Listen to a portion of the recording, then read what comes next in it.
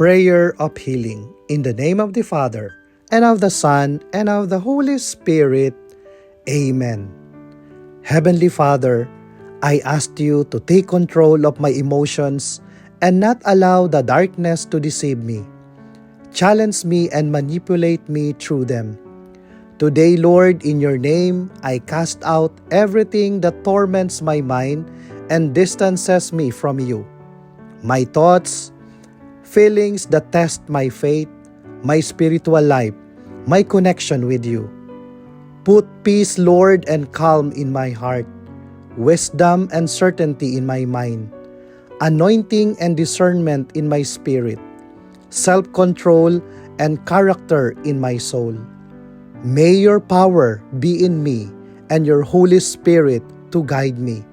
May your angels surround me and defend me from the spiritual, mental, and emotional wars that I am having. In the name of Jesus, I declare liberation and healing. Thank you, my God, for your infinite love. I promise to share this prayer so that other people who need it can see it. Amen.